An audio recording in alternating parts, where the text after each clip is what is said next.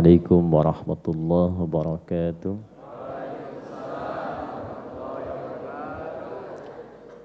Alhamdulillahi rabbil alamin. Wassalatu wassalamu ala nabiyyina wa sayyidina Muhammadin wa ala alihi wa sahbihi wa dhurriyyatihi wa ummatihi ila yaumiddin. Amma ba'd. Faya ibadallah as-saimin was-saimat, ahbaballahi wa ahbaba rasulihi sallallahu alaihi wasallam, usi nafsi wa iyyakum bitaqwallahi faqad fazal muttaqun, fala tamutunna illa wa antum muslimun.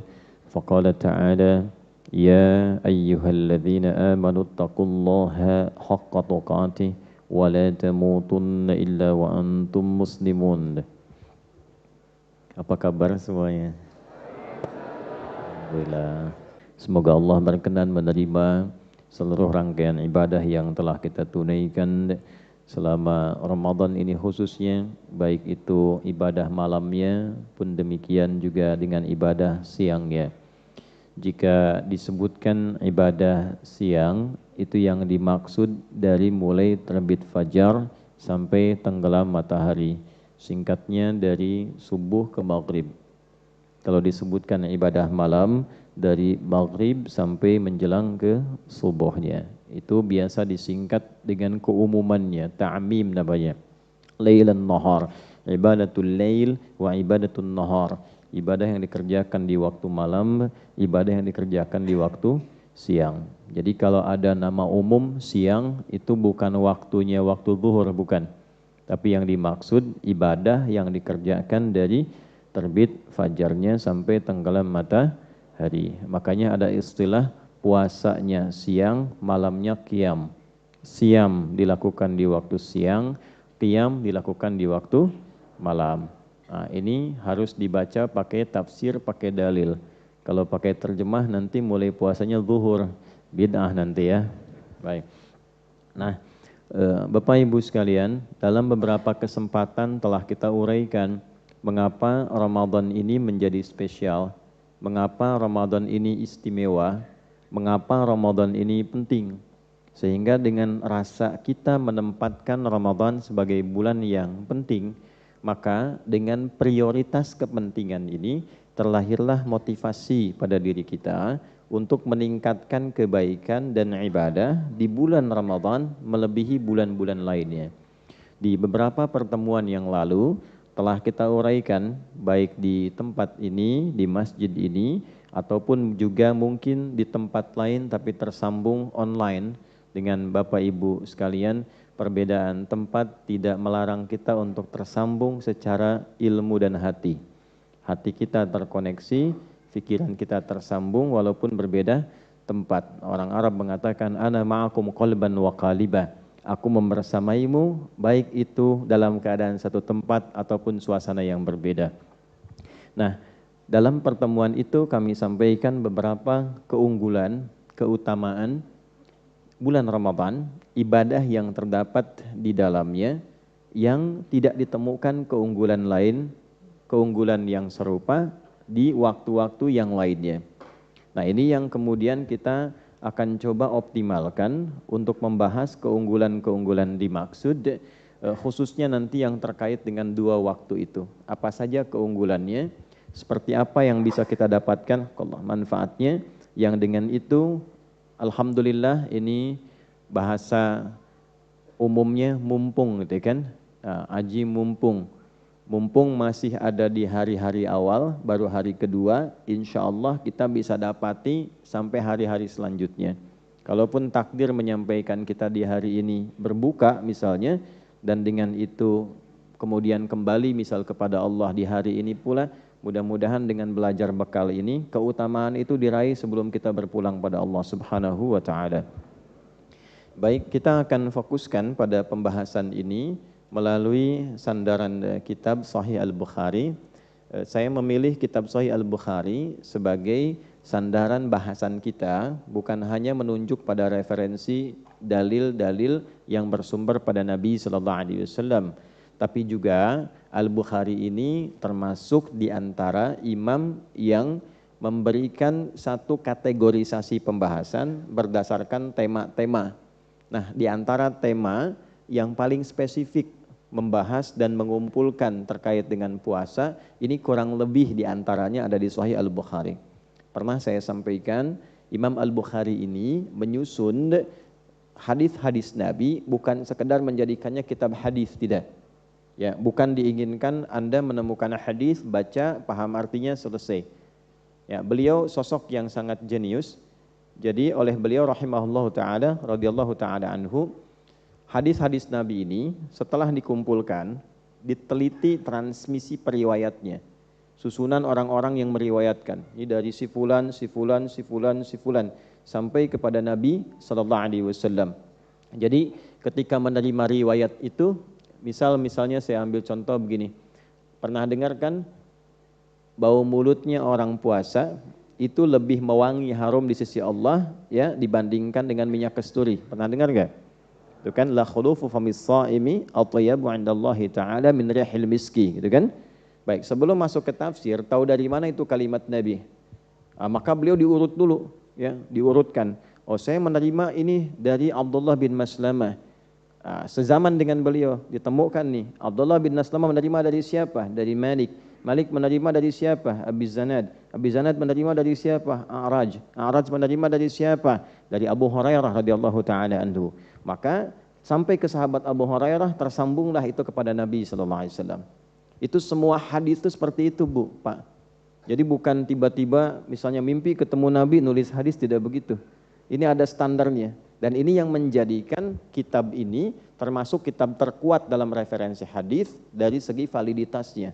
Divalidasi oleh ulama dan karakter yang meriwayatkannya itu dicek dulu. Kalau ada orang bermasalah, walaupun membawa disebutnya hadis, itu nggak diambil hadisnya. Makanya disebut kitab hadis yang paling terpenuhi syarat-syarat hadis yang baik di dalamnya. Kan 5 itu. Mattasala isnaduhu binaqlil 'adlid dhabiti 'anil 'adlid dhabiti min ghairi syudzudin wala 'illatin qadihah. Paham? Tidak.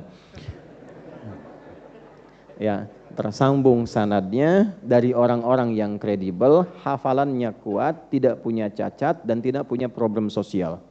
Jadi kalaupun ada orang yang hafal, sekarang ditanya 5 menit kemudian jadi koma, itu turun status hadisnya jadi hasan. Kan? Kemudian ini bagus hafalannya, tapi ternyata misalnya punya kepribadian yang kurang bagus, walaupun pada hewan. Ya, Imam Al-Bukhari pernah jalan untuk mengambil hadis. Tiba kemudian setelah tiba di tempatnya ditunjukkan oleh orang itu sedang bermain dengan binatang. Ada yang menyebut keledai, ada yang menyebut ayam, kayak mau ngasih makan begini. Ya. Nah, kemudian hewannya datang, begitu tiba nggak dikasih makanan. Itu oleh Imam Al-Bukhari nggak diambil riwayatnya. Sudah jalan jauh, Bu. Sudah jalan jauh. Ya. Kayak gini misalnya, ibu jauh udah kesini nyampe. Yes, mau ngambil informasi, tiba-tiba ustadznya main-main sama ayam, kan? Nah, datang ayamnya cuma dibeginiin aja, kan? Tapi nggak dikasih makan. Saya tanya, ibu tetap ngaji nggak? Nah, kalau ngaji aja, nggak apa-apa, kan namanya ngaji, kan? Ya, kalau ini riwayat, karena ini riwayat tersambung ke Nabi, harus dijaga kehormatan Nabinya. Jangan sampai besok ada fitnah, pantas hadisnya diriwayatkan oleh orang bermasalah. Pantas orangnya begitu, nanti ada tuduhan lah terhadap Nabi, tuduhan terhadap riwayat. Nah, saking detil dan saking ketatnya periwayatan, itu tidak mudah dalam Islam. Karena itu alhamdulillah, semua ajaran di kita itu terjaga. Apalagi Al-Quran, semuanya terjaga. Jadi tidak ada potensi penyimpangan. Ajarannya tidak akan menyimpang, yang menyimpang mungkin orangnya. Yang ngarang-ngarang orangnya, tapi ajarannya sempurna. Ini bukti kebenaran ajaran Islam karena seluruhnya terjaga sampai ke periwayat asalnya. Ya. Nah, ini insya Allah yang kita gunakan Sahih Al-Bukhari, ada 97 topik di Sahih Al-Bukhari. Jadi bukan sekedar kitab hadis, tapi ini adalah kurikulum kehidupan. Makanya disebutnya adalah kitab hadis komprehensif kurikulum hidup dari Nabi dan keseharian Nabi. Al-Jami' As-Sahih Al-Musnad Al-Mukhtasar min umuri Rasulillah sallallahu alaihi wasallam wa sunanihi wa ayyamihi. Itu kurang lebih namanya, ya. Kalau ada keliru-keliru, mohon disesuaikan. Kurang lebih nama panjangnya begitu. Supaya enggak kepanjangan, disingkatlah menjadi Sahih Al-Bukhari. Nah, dari semua hadis yang dikumpulkan, diurutkan 97 tema. Kitab Bad'ul Wahyi, nama temanya kitab namanya, ya. Yang tema pertama tentang awal mula turunnya wahyu untuk memberikan legitimasi kenabian. Jadi yang disampaikan ini oleh sosoknya ini Nabi Rasul, bukan orang biasa. Tahu dari mana yang menyampaikan Nabi? Cirinya begini. Kalau tidak terpenuhi begini, berarti bukan Nabi. Nah, maksudnya apa? Kalau kelak ada yang mengaku Nabi, kita langsung bisa tepikan. Karena mustahil akan bisa memiliki ciri-ciri kualifikasi semacam ini. Makanya Nabi langsung komen dan kita langsung like and subscribe. Ya, kata Nabi, la nabiyya ba'di, tidak akan pernah ada nabi setelah saya. Kalimat la di sana juga menunjukkan selain menolak, berpotensi akan muncul orang mengklaim nabi. Setelah saya meninggal, mungkin akan ada nanti yang mengklaim dirinya nabi. Langsung tepikan aja, nggak mungkin. Tahu dari mana itu? Maka Imam Al-Bukhari menurunkan hadis-hadis Nabi yang disebut Nabi ini ukurannya seperti ini. Maka dibukalah kitab Bad'ul Wahyi. Setelah paham ini, kita mengerti yang nyampaikan ini, topik-topik selanjutnya itu Nabi, bukan orang biasa. Ya, antum punya ustadz, ada kiai, ada habib yang sangat jadi panutan, nyampaikan sesuatu, antum langsung kerjakan kan? Nah ini Nabi di atas itu semua, memberi petunjuk pada kita, masa nggak kita kerjakan? Ya kan? Orang tua kita yang sangat sayang memberikan petuah, kita langsung kerjakan. Memberi nasihat kita dengar. Ini ada sosok Nabi Rasul yang mencintai kita melebihi bapak ibu kita. Melebihi bapak ibu kita. Harisun alaikum bil mu'minina raufur rahim. Sangat peduli pada kita. Belum lihat kita, sudah minta sama Allah yang terbaik untuk kita. Saya kangen ya sama saudara-saudara saya, kata Nabi itu sallallahu alaihi wasallam dalam satu hadis riwayat yang sampai kepada kita. Ya, sahabat mengatakan, kami kan saudara-saudaramu ya Rasulullah. Bukan, kalian tuh sahabatku. Saudara-saudariku itu adalah orang-orang dari umatku yang mereka nggak pernah lihat aku, tapi mau beriman kepadaku. Dan itu didoakan oleh Nabi sallallahu alaihi wasallam, minta kepada Allah supaya umatnya dibimbing, diberikan hidayah, diberikan kebaikan. Jadi belum kenal kita, belum lihat kita, kita tak melihatnya, itu sudah peduli dengan kita. Makanya melebihi kasih sayang daripada kedua orang tua kita sendiri. Karena itu kalau Nabi ngajarkan, ngasih petunjuk pada kita tentang semua yang tema ada di sini, maka bukan sekedar didengar. Seharusnya membuat kita dengan cerdas langsung mengamalkannya. Karena itu 97 topik ini keluarkan. Karena Nabi yang bilang, ada kitabul iman, topik tentang iman, kalau imannya pengen naik dan dijaga supaya enggak turun bagaimana? Ada 57 hadis di sini. Kerjakan ini, kalau kata Nabi A, kerjakan. Kata Nabi B, tinggalkan. Ada kitabul ilmi, topik ilmu, gimana cara belajar supaya cepat pintar, diridhoi Allah, mudah paham, gampang mengamalkan, ada topiknya. Nah singkatnya, di topik ke-30 dari 97 ini, ada namanya Kitabus Shaum, topik tentang puasa. Yang kitabnya sama dengan kami ada di halaman 280, Kitabus Shaum, topik nomor 30. Nah di topik nomor 30 ini dibagi lagi menjadi 69 subtopik. 69 subtopik ini di bawahnya ada 121 hadis. Jadi topik nomor 30 disebutnya kitab dalam Sahih Al-Bukhari-nya. Ya, Kitabus Shaum ini untuk menunjukkan makna umumnya, nanti prakteknya disebut siyam. Kan? As-siyam, bukan asyab. Nah. Kemudian di sini ada 69 subtopik, cabang pembahasan. Subtopik itu cabang pembahasan, judul-judul kecil, diistilahkannya dengan bab. Kemudian dari sini ada 121 hadis. Ini semua terkait dengan persoalan puasa. Ada di sini semua. Jadi kalau hadisnya dibaca, nggak akan banyak pertanyaan.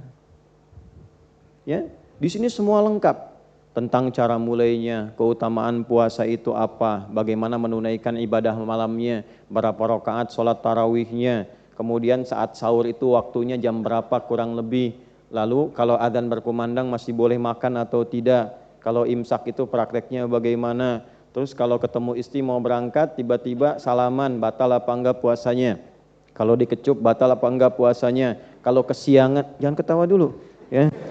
Kalau bangun kesiangan, apakah bagaimana status puasanya? Kalau enggak sempat sahur, bagaimana? Lengkap semuanya, ada di sini.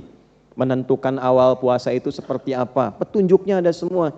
Nah, jadi kalau sudah baca ini, insya Allah tiap tahun kita tidak akan terjebak pada satu kondisi yang serupa. Ya? Tiap ada pertemuan kan pertanyaannya selalu itu, Ustadz yang betul itu tarawih 11 atau 23? Kalau 11 itu 222 ujungnya 3 atau 443 gitu kan. Terus jawabannya kan karena udah sering disampaikan akhirnya kemana-mana. Udah Bu, misalnya kan yang formasi 443 aja, kemarin juga Madrid menang misalnya kan, nah, kan udah nggak nyambung tuh. Enggak juga yang dua-dua ujungnya satu tuh Liverpool ada di puncak sekarang, bedanya 14, kan jadi kemana-mana kan. Nah, jangan dipotong tuh videonya tuh, ntar nggak nyambung. Nah, jadi bukan itu. Nah, jadi yang poin terbesarnya, coba usahakan baca. Yang lain dibaca, yang dari Nabi nggak dibaca. Terus pengen ketemu Nabi gitu, aneh kan? Ya, ya Allah. Anda tuh dapat surat dari orang yang Anda kagumi, nggak pernah ketemu, dapat surat, seneng nggak? Baca nggak? Baca. Baik ya? Oh tiba-tiba khusus misalnya kan, Mas namanya siapa? Ya? Ali. Mas Ali tiba-tiba dapat surat dari Raja Salman, khusus buat Mas Ali, misal. Tuh, ekspresinya udah begitu kan? Seneng nggak? Sangat senang kan? Padahal isinya cuma nanya doang, apa kabar gitu. Ya kan? Kayak hal, tapi senangnya luar biasa kan? Ya. Sekarang kita dapat surat dari Nabi. Isinya banyak, 121 surat dari Nabi. Yang kita sebut hadis itu. Terus di dalamnya membimbing kita supaya bahagia. Ali, kamu kalau pengen bahagia gini. Adi, kamu kalau pengen sukses gini. Kalau puasa kamu pengen nikmat tuh begini. Ini yang harusnya kita baca tuh ini. Fulan kalau pengen pintar, gini cara belajarnya. Fulanah kalau kamu sering galau, pengen tenang, ini obatnya begini. Kamu kalau sama anak begini, solusinya begini. Kalau orang tua begini, ini jawabannya. Ya, itu yang ditampilkan. Nah, oleh karena itu, coba kita hadirkan beberapa yang mungkin bisa kita tampilkan karena waktunya terbatas di kesempatan kali ini. Insya Allah kita akan mengaji beberapa yang utama dalam Ramadan, apa yang paling utamanya, sehingga yang utama ini kalau kita kejarkan level atas, kalau nggak sampai nyangkutnya kan masih di yang sedang-sedang, tuh kan? Makanya kan rumusnya begitu, kalau sedang kuliah teman-teman mahasiswa langsung pasang target IPK 4, nggak usah pakai amin, langsung IPK 4 ya. Nah, nanti effortnya pun akan besar, usaha kita akan tinggi mewujudkan itu. Kalau nggak nyampe, jelas nyangkutnya 3,9, 3,8, 3,7. Ini masang 3, itu kan? Nyangkut 2,7, udah alhamdulillah katanya, nggak pakai, paling tinggi. Sama ke surga juga, targetnya Firdaus, ya kan? Targetin Firdaus paling tinggi, tingkat paling tinggi. Jadi kalaupun nanti amalannya tidak cukup ke situ, misalkan, itu sudah ditambah dengan macam-macam ya, dengan rahmat yang lain, amalan lain, belum cukup ke situ ya, maka nyangkutnya jelas mungkin di surga Aden, Jannatun Naim ya. Tapi kalau pasang targetnya yang penting surga dah gitu kan ya, mau di mana aja, kelas yang kecil juga nggak apa-apa ya, kalau nggak nyampe kan susah udah kan. Nah itu yang coba kita hadirkan. Yuk fokus pada pembahasan, waktu kita singkat. Amalan utama di bulan Ramadan. Jemaah sekalian, seperti diketahui dalam pengantar tadi bahwa amalan-amalan Ramadan dibagi pada 2 waktu secara umum. Ada amalan yang dikerjakan di waktu malam, ya kan? Ini disebut dengan ibadatul lail. Saya tulis sini ya, ibadatul lail. Ada ibadah yang dikerjakan di waktu siang, ibadatul nahar ya. Ini amal Ramadan. Baik. Di antara sekian amalan ini ada beberapa amal-amal yang utama. Amal utamanya dibagi dua. Ada yang berupa, ini kita turunkan ke sini dulu, amal utama. Ada yang berupa, amal utama itu berupa perintah. Ada juga sifatnya yang berupa larangan.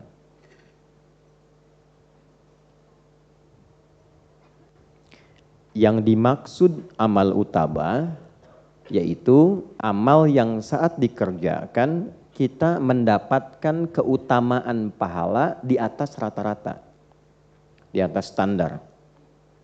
Ya, misal begini, kalau standarnya itu sholat ditunaikan, pahalanya berapa?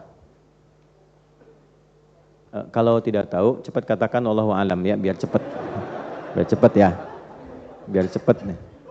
Sholat misalnya. Ini ukurannya gini, kita pakai Al-Quran aja. Salat itu diantara amalan yang disebut namanya dengan hasanah. Kan? Ibu hasanah, ibu salat. Ya, kalau enggak salat bukan hasanah tuh. Ya. Dari mana taunya? Quran surah ke-11 Hud di ayat 114. Aqimis salata tarafain nahar wa zulafan minal lail. Innal hasanati yudhibnas sayyiat. Tunaikan sholat itu yang terangkai dari mulai siang, fajar, sampai terus masuk ke maghrib, kemudian maghrib sampai ke isya terus. Nah itu semua perbuatan hasanah. Innal hasanati, sungguh semua perbuatan hasanah dari rangkaian sholat itu yudhibnas sayyiat. Di antara manfaatnya menghilangkan keburukan-keburukan, menghapuskan otomatis dosa kecil. Jadi antara sholat satu ke sholat yang lain itu menggugurkan yang kecil-kecil. Malam takunil kabair, sepanjang bukan dosa besar. Salah lihat, salah dengar, salah bicara, itu kan? Ya itu nanti dari subuh ke zuhur kan boleh jadi berpotensi ya terjadi berlaku itu. Nanti ketika sholat zuhur itu dihapuskan semua dengan sholat, kecuali dosa-dosa besar yang butuh tobat secara khusus, secara spesifik. Nah ini diantara dalilnya. Nah karena sholat masuk perbuatan hasanah, maka konstruksi hasanah itu ketika menunjuk pahala, kemudian diurai lagi di Quran surah ke-6 Al-An'am di ayat ke-160. Bagaimana bunyinya? Man jaa'a bil hasanati falahu asyru amthaliha. Siapapun yang mengerjakan satu perbuatan hasanah, dia mendapatkan poin 10 kebaikan. Ini yang disebut pahala. Ya, ini yang sering kita istilahkan pahala. Nah, ukurannya jangan dilihat 10 begini, tidak. Nanti ada salah satu ukuran yang bisa kita jadikan acuan, diantaranya hadis datang ke masjid. Itu baru datang kalau niatnya ibadah, mendapatkan 25 poin. Jarak satu keduanya itu bisa 500 tahun.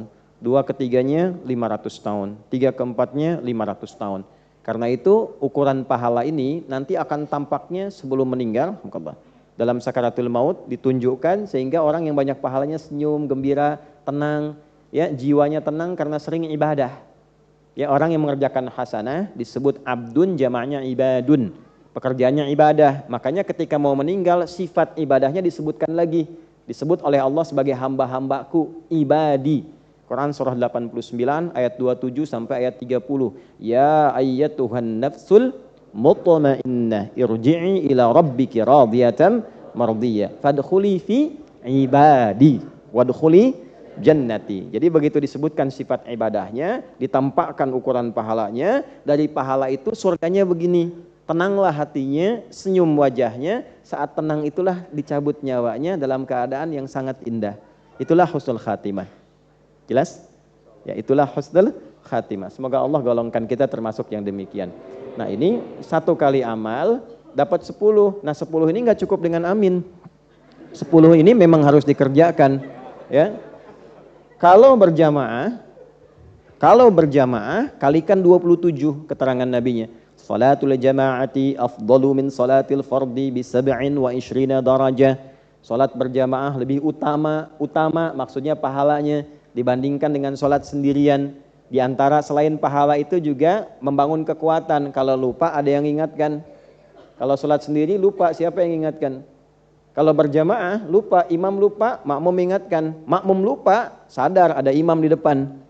Kan gak mungkin imam 2 rakaat, makmum 3 kan? Gak mungkin kan? Nah itulah keutamaan jamaah. Makanya pahalanya naik kali 27. Kali 27. Tuh. Kalau ditunaikan di masjid, kali lagi 25.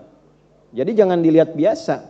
Banyak dicatat. Iqra kitabak. Kafa binafsikal yawma 'alaika hasiba. Nanti hari kiamat baca tuh bukumu, catatanmu, rapot kamu itu ditampakkan saat akan meninggal.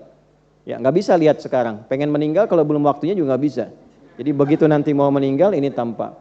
Al-Qur'an lebih banyak lagi 1 huruf. Ya, makanya kalau orang nggak sholat tuh rugi. Karena dalam sholat kan baca Al-Qur'an juga. Ya, jadi sholat tuh pahalanya banyak itu. Itu hitungan 10 itu baru sholatnya. Belum bacaan Qur'annya, belum zikirnya, belum doanya. Jadi kalau nggak sholat rugi. Makanya pengantar sholat itu kebahagiaan dan kesuksesan. Hayya 'alal falah. Supaya engkau bahagia, supaya sukses. Nggak sholat tuh pasti nggak bahagia itu. Jadi kalau keluarga pengen bahagia, pelihara sholat. Rumah tangga ingin bahagia, tenang pelihara sholat.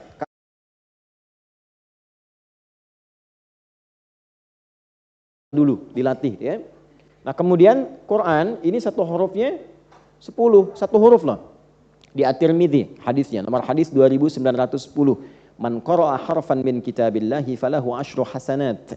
Siapa yang baca 1 huruf dari Al-Qur'an, dia mendapatkan setiap hurufnya 10 kebaikan. Walam aqul alif lam mim harfun. Saya tidak katakan alif lam mim 1 huruf. Ya, tapi walakin alifun harfun. Lamun harfun, mimun harfun. Alifnya 1 huruf, lamnya 1 huruf, mimnya 1 huruf. Walikulli harfin 10 hasanat. Setiap hurufnya 10 kebaikan. Jadi kalau kita sempat tilawah misalnya baca alif lam mim sebegini, ya.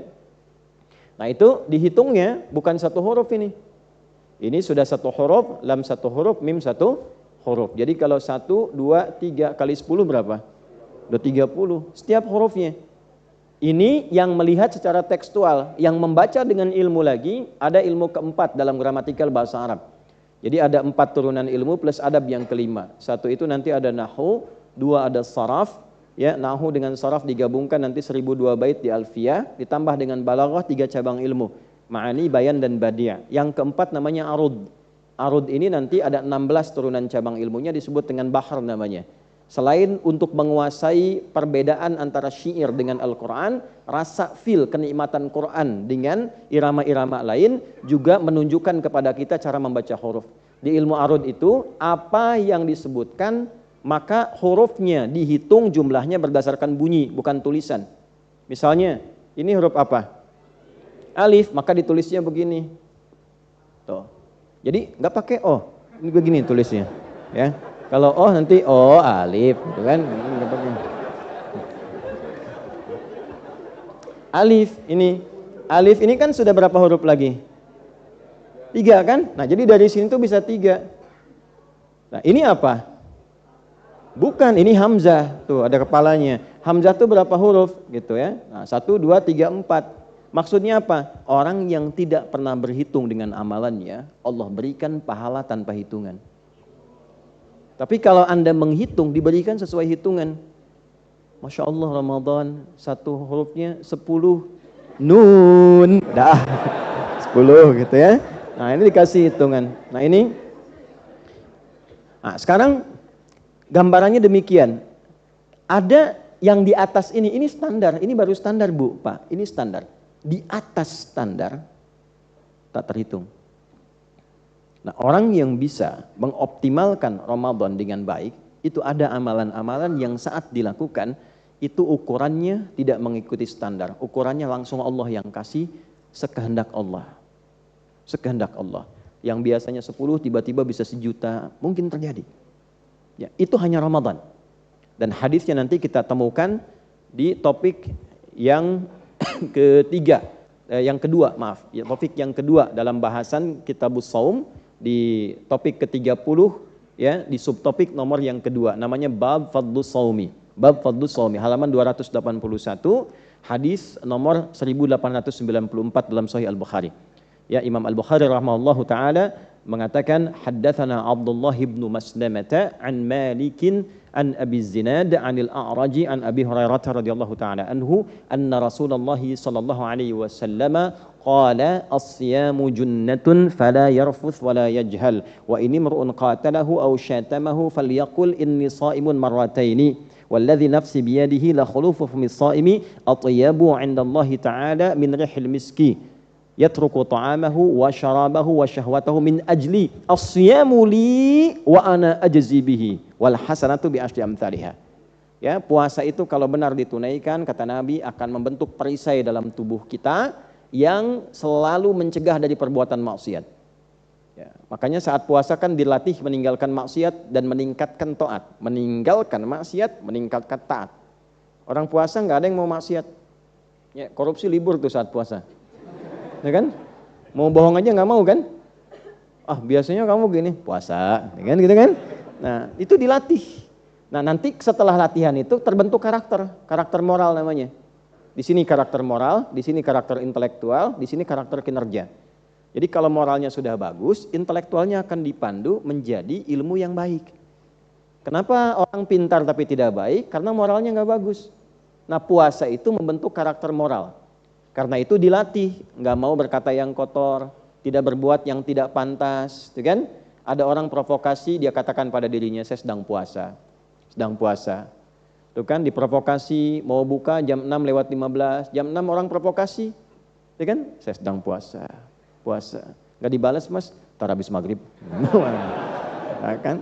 Tapi maksudnya mengendalikan diri, habis maghrib kan lupa, sayang kan pahala saya hilang gitu. Tahan.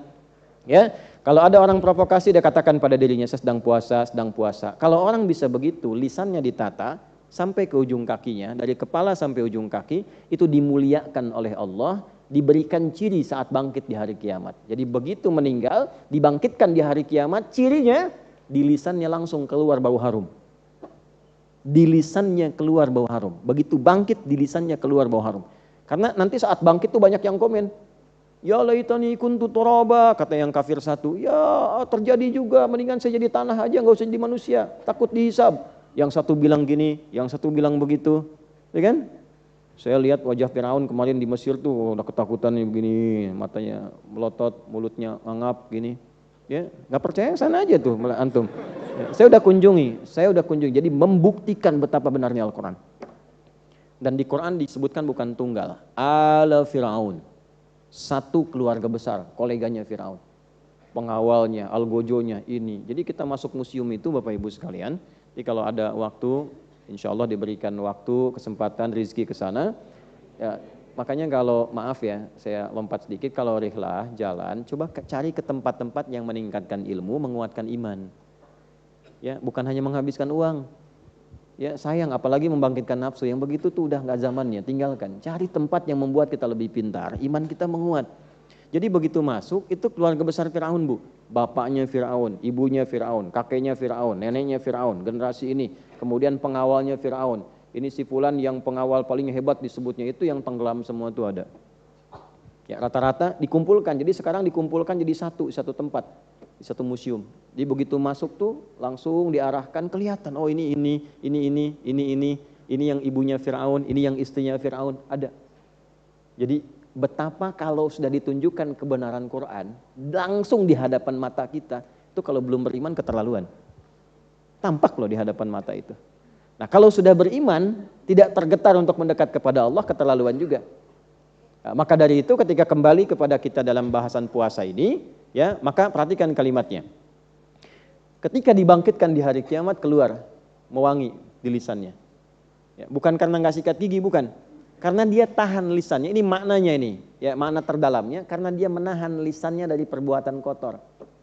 Ya, orang-orang yang nggak pernah berkata kotor, kata-katanya selalu lembut, selalu baik, itu wangi di hadapan Allah. Karena itu ketika dibangkitkan, hasil ibadah di lisannya ini diberikan apresiasi, keluar bau harum. Itu maksudnya. Ya, paham ya? Jelas ya? Ya, di luar pengertian fisikal. Di luar pengertian fisikal yang kalau sikat gigi nggak pakai pasta dan sebagainya, hukumnya bisa ikhtilaf. Tapi yang ini sepakat ulama.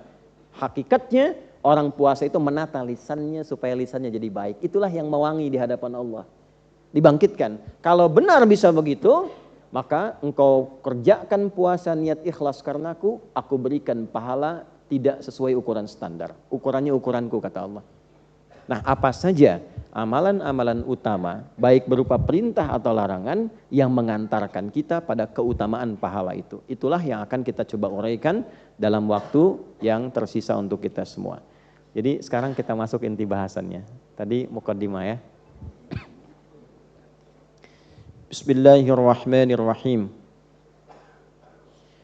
Kita mulai dengan amalan siang dulu ya, karena sekarang kita kan ada di waktu siang ya. Ya, jadi maksudnya gini, setelah dibahas langsung dioptimalkan. Gitu ya, mumpung ada di waktunya.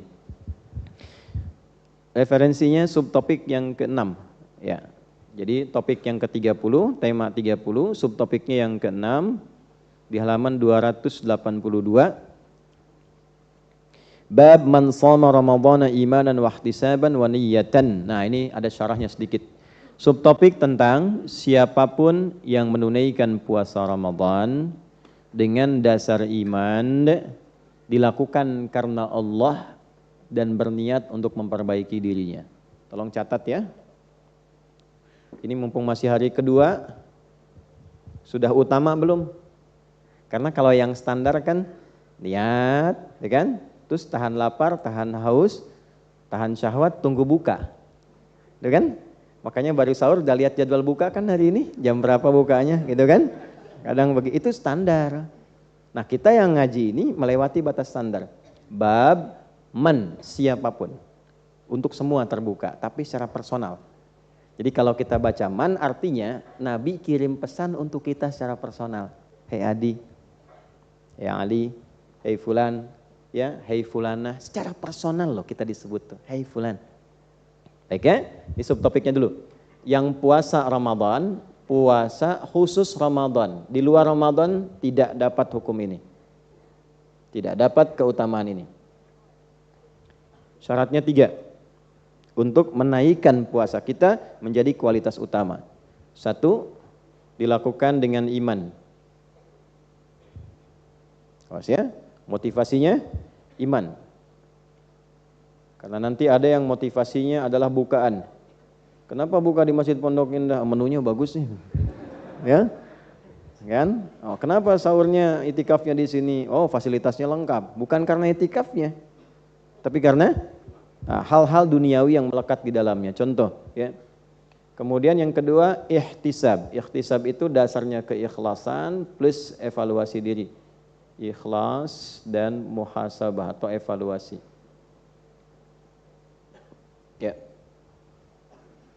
Yang ketiga, dilakukan dengan niat yang benar. Ya. 3 ini. Bukan sekedar dilafadzkan atau dihadirkan di dalam hati, tapi memang komitmen disampaikan dengan benar niatnya. Nanti kita bahas niat yang benar itu seperti apa.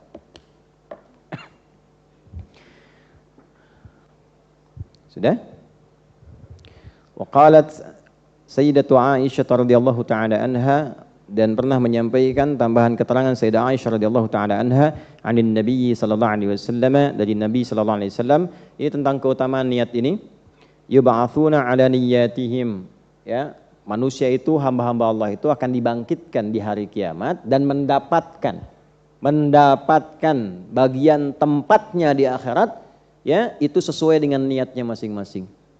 Jadi kalau beramal di dunianya niatnya untuk dunia, nggak ada tempat di akhirat dalam surganya. Ya, karena untuk masuk ke dalam surga itu mesti ada niat yang menyertai amalan dunia itu dengan niat akhirat yang disebut ibadah itu.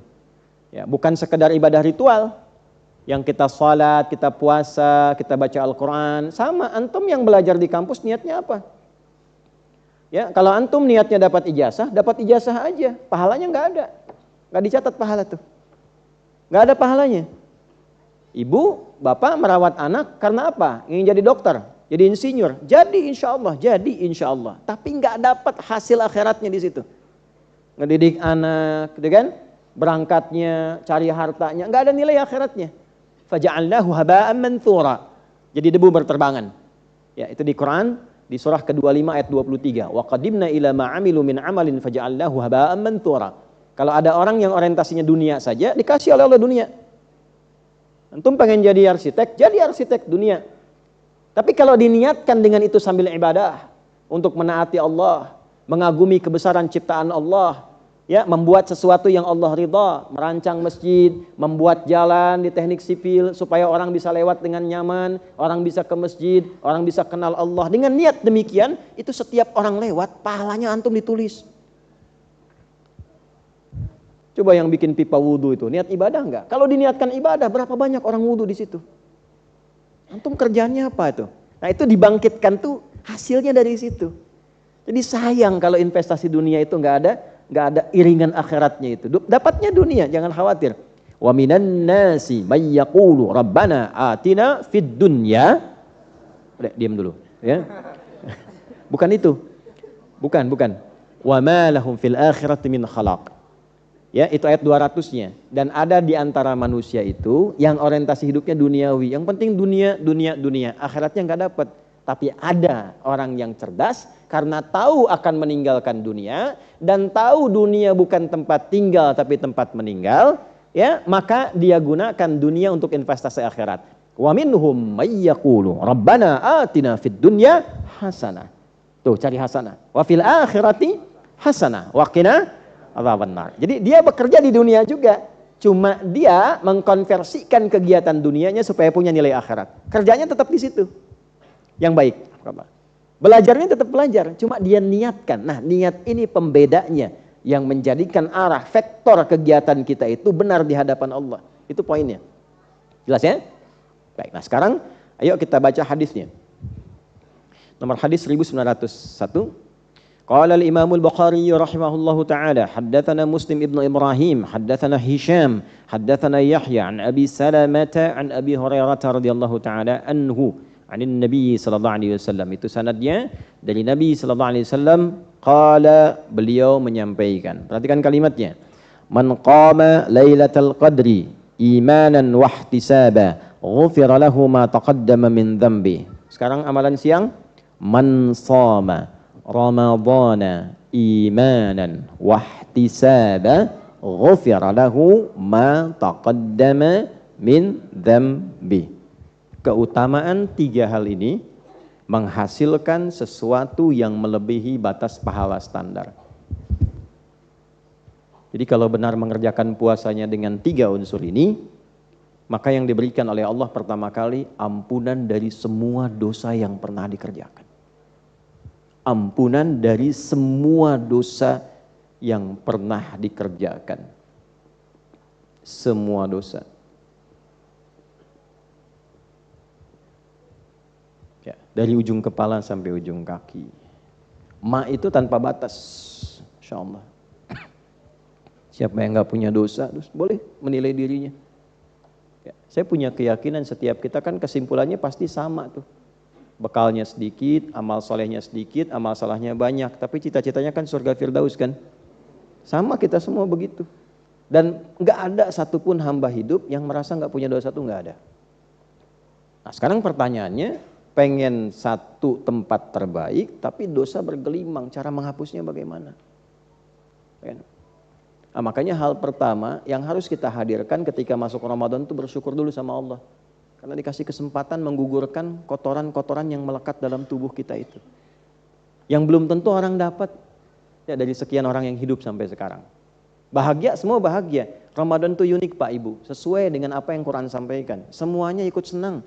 Jangankan orang Islam, yang non-muslim pun senang dengan datang Ramadan. Ya, bahkan memviralkan Ramadan datang. Kemarin sedang isbat, apakah yang meliput semua muslim? Belum tentu. Media-medianya punya orang Islam, belum tentu. Tapi kan orientasinya beda-beda. Saya senang karena jualan pasti akan meningkat, tuh kan? Senang karena faktor begini, senang karena faktor begitu. Semua senang dengan Ramadan. Tapi di antara sekian yang senang itu ada yang terpilih oleh Allah. Dia menunaikan puasa dan dihilangkan semua sifat-sifat keadaan buruknya, dosanya digugurkan oleh Allah. Apa keuntungannya ketika dosa gugur? Kalau ajal tiba bersamaan dengan dosa semua dihilangkan, maka bersih kita. Pulangnya insya Allah selamat. Itu yang mahal tuh itu. Nah, jadi nanti ada berkah untuk dunia, ada pahala untuk akhirat. Kalau berkah itu apa yang kita dapatkan di dunia berupa tambahan kebaikan. Misal, dosa itu salah atau buruk? Nah, kan nggak fokus kan? Dosa itu salah atau soleh? Salah. Di sini kan? Otomatis kalau orang banyak salah, salahnya naik, solehnya pasti turun. Karena nggak akan ketemu. Orang yang banyak kosakata kotornya, itu tidak akan mampu mengeluarkan kata-kata yang baik. Karena yang kotornya dominan. Jelas? Sebaliknya, kalau yang ini kita hilangkan, pasti yang solehnya akan naik. Jadi kalau pulsa yang kotornya hilang, yang baiknya pasti akan muncul. Maka keberkahan di dunia bagi orang yang diampuni dosanya, secara otomatis akan merubah dia menjadi orang baik. Karena sifat-sifat yang jelek pada dirinya, itu digugurkan oleh Allah. Misal, mata banyak dosa, berarti banyak salah. Ketika diampuni dosanya, itu dihilangkan, ditutup sekat-sekat salahnya. Maka yang muncul yang baiknya. Maka keluarlah fungsi mata yang terbaik. Dia melihat yang baik, menatap yang mulia. Demikian sampai ke lisan, sampai ke ujung kaki. Jadi keberkahan dari ampunan dosa yang Allah berikan bisa merubah seseorang menjadi orang baik, singkatnya begitu. Coba lihat, silahkan lihat. Orang-orang yang diampuni dosanya oleh Allah, dia bertaubat, kan? Silahkan Anda cek siapapun profilnya, pasti jadi orang baik. Ya, siapa yang nggak pernah dengar Abu Dzar Al-Ghifari misalnya, Jundub bin Junadah, baca sirahnya, baca perjalanan hidupnya, baca kisahnya. Dia bisa keluar dari dunia gelap menjadi satu cahaya yang terang benderang. Ya, jadi ustadz, jadi kiai, jadi periwayat hadis. Yang asalnya seorang ketua begal.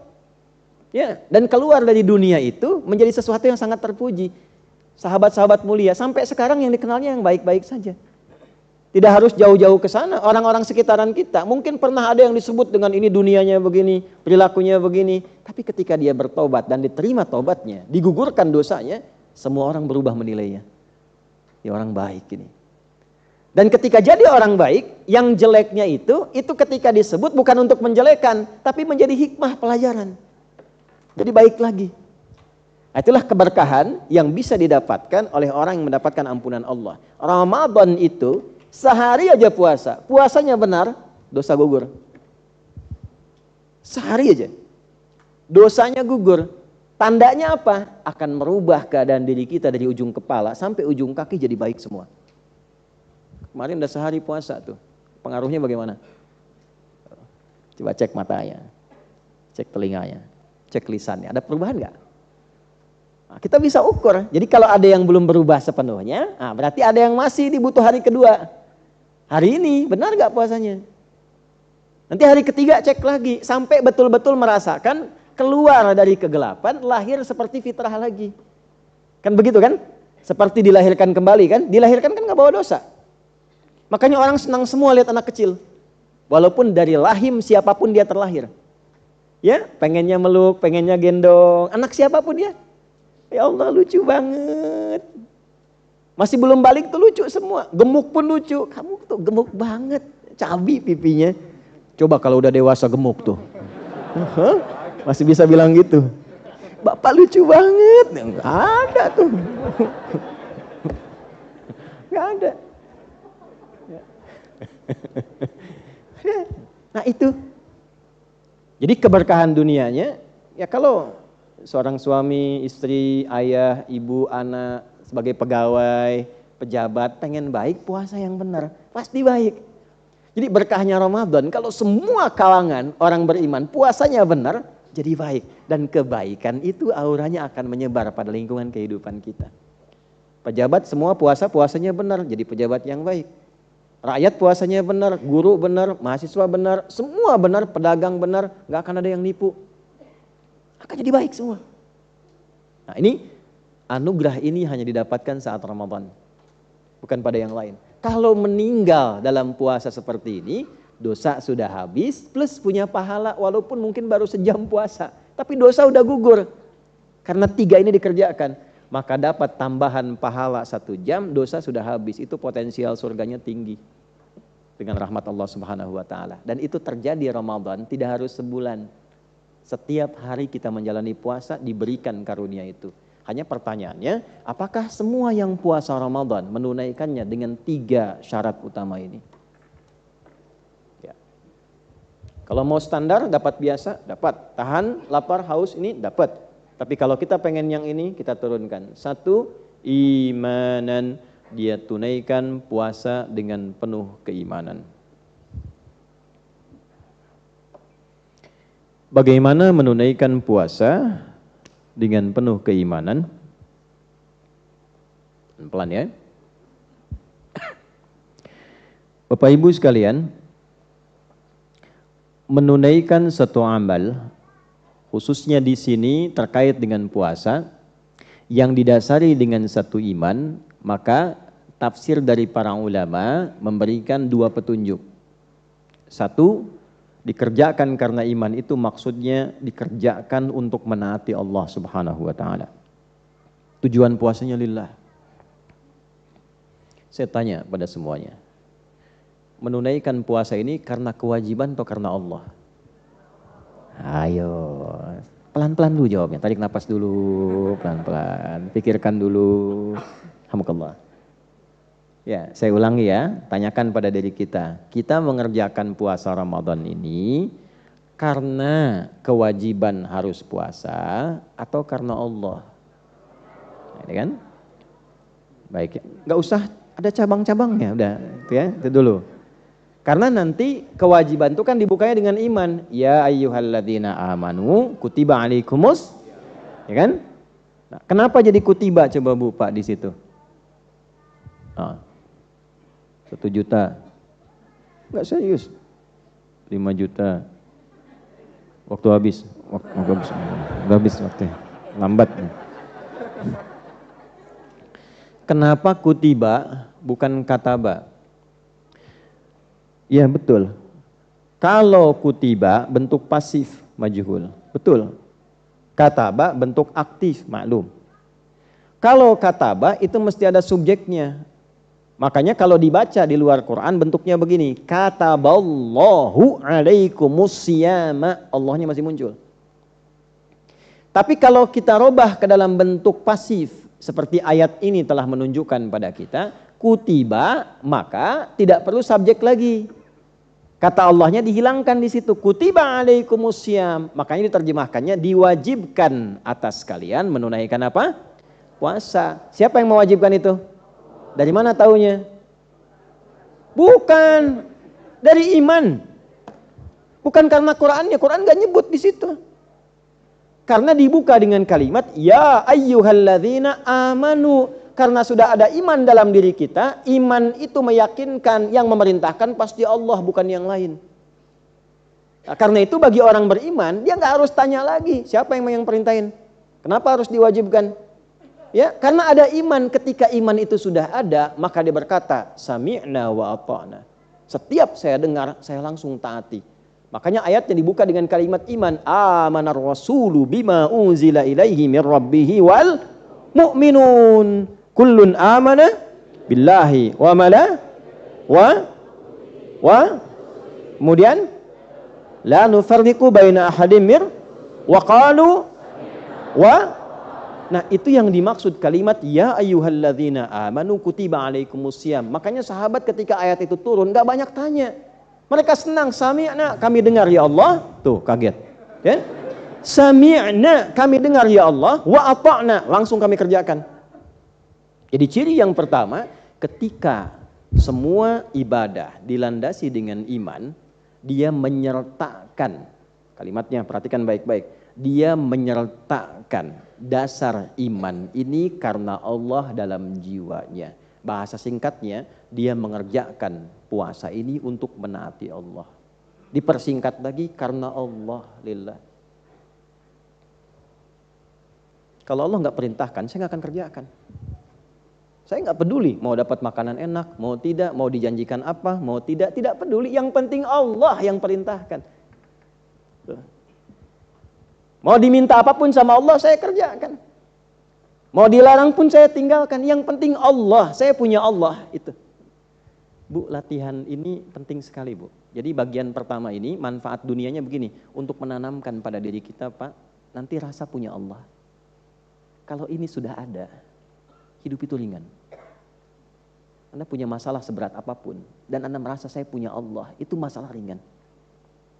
Masalah kan berat banget, tapi saya punya Allah. Yang percaya pada saya, menitipkan masalah itu pada diriku, bukan pada yang lain. Dan aku yakin Allah pasti berikan jalan keluarnya, karena punya Allah. Itu yang sekarang kurang dirasakan oleh kebanyakan orang yang mengatakan saya muslim. Imannya kurang, perlu dicas lagi.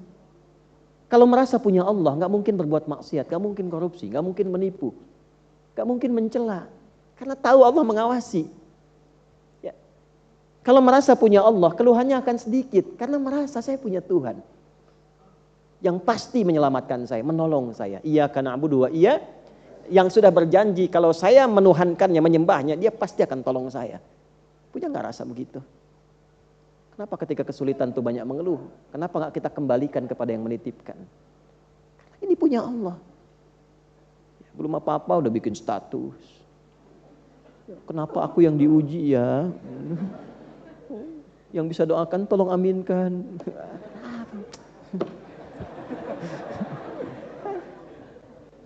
Ini melatih ini punya Allah.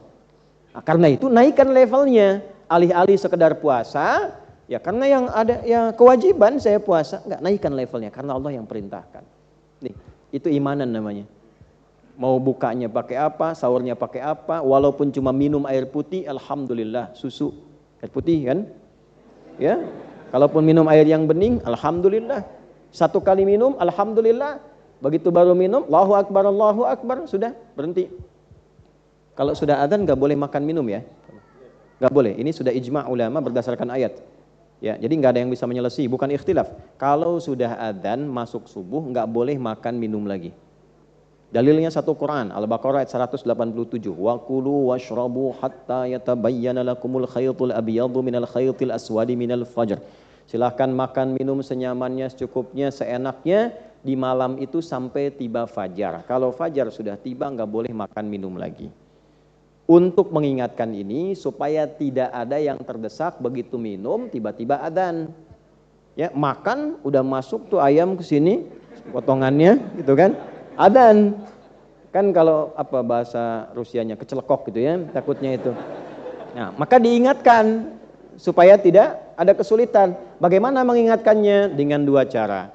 Satu, azannya dibagi dua. Bagi dua, ada azan Bilal bin Rabah radhiyallahu taala anhu, ada adzan Abdullah bin Abi Ummi Maktum. Nah, dua kali adzan. Adzannya Bilal bukan adzan subuh, adzan pengingat waktu subuh sebentar lagi tiba. Yang lagi makan, hati-hati ya, sebentar lagi tiba. Jangan sampai nanti saat makan dan minum adzan tiba, jadi akhirnya tidak membuat situasi kondusif. Ya, jarak antara Bilal sampai ke Abdullah bin Abi Ummi Maktum ini adzan, maka petunjuk yang kedua, sahabat Abdullah bin Mas'ud diminta oleh Nabi ngaji. Ngaji Abdullah setelah Bilal adzan. Ya, ditanya kemudian, Abdullah kalau kamu ngaji, jarak dari mulai Bilal adzan ke Abdullah bin Abi Ummi Maktum itu berapa lama? Ya kurang lebih 50 ayat lah. Ahli Quran tuh begitu, jawabannya semua Quran. Ahli Quran jawabannya semua Quran. Ya. Ustadz dari Bekasi ke sini berapa lama, berapa jam? Ya kurang lebih 2 juz lah. Ya. Nah, gitu. Kalau jadi ahli Quran antum enak itu. Ya insya Allah ya. Jadi yang semua keluar Quran. Quran peci berapa? Khatamallahu ala qulubihim wa ala sam'ihim. Anak berapa? Ulaika ala hudam min rabbihim wa ulaika humul muflihun. Istri alif lam mim. Ada rencana poligami, sadaqallahul azim. Itu Quran. Nah ini 50 ayat ngaji. Nanti setelah ini selesai, orang tahu. Oh ini tahu nih, ini akan adzan. Nah inilah adzan subuh yang ini. Makanya di Al-Bukhari ada bab la yamna'annakum adzanu Bilal, tidak mencegahmu untuk terus makan dan minum sepanjang yang adzan masih Bilal. Kenapa? Karena belum tiba subuh. Tapi ada orang ngaji nggak baca syarahnya. Ya, lihatnya terjemah saja. Dan taunya Bilal itu muadzinnya Nabi. Sehingga disimpulkanlah kalaupun masih adzan masih boleh makan dan minum, ini menyalahi hukum. Jadi kalau ada orang masih makan dan minum saat adzan berkumandang itu batal puasanya, mesti qadha. Ya? Nah ini pengingat dulu ya. Tapi terlepas dari itu semua secara hukum fikih, lakukan puasa karena iman. Jelas sampai sini? Baik, ini ya yang paling utamanya. Jadi apa cirinya orang mengerjakan puasa karena imannya? Tuh. Tandanya apa? Ini kan wajahnya sama semua kan? Klaimnya sama. Sekarang kan berubah. Karena iman, karena Allah. Tandanya apa? Maka tanda pertama bila puasa itu dikerjakan karena iman, teruskan hadisnya. Pakai hadis dulu. Subtopik yang ketujuhnya. Tadi kan subtopik 6 kan? Nah inilah jeniusnya Imam Al-Bukhari. Jadi satu bagian diterangkan satu hadis lagi, terangkan satu hadis lagi. Babun ajwadu makanan Nabi sallallahu alaihi wasallam yakunu fi Ramadan. Bab subtopik yang menerangkan tentang karakter Nabi yang sangat mulia, sangat dermawan, sangat indah yang terjadi di bulan Ramadan. Jadi kalau puasa itu dikerjakan karena iman, terlihat tanda-tandanya seperti yang ditunjukkan oleh Nabi ini saat puasa. Kita baca. Bismillahirrahmanirrahim. Qala al-Imam al-Bukhari rahimahullahu taala haddatsana Musa ibnu Ismail, haddatsana Ibrahim ibnu Sa'd, akhbarana Ibnu Shihab an Ubaidillah ibn Abdullah ibn Utbah an Ibn Abbas radhiyallahu taala anhuma qala. Hadisnya dari sahabat Ibnu Abbas radhiyallahu taala anhuma dan beliau keponakan Nabi SAW, satu keluarga Nabi dan orang yang didoakan oleh Nabi dari sejak kecil sampai menjadi pakar Al-Quran, turjumanul Quran dan mufti dalam usia remaja. Dalam usia remaja Umar bin Khattab radhiyallahu taala anhu sudah mengangkat beliau sebagai mufti.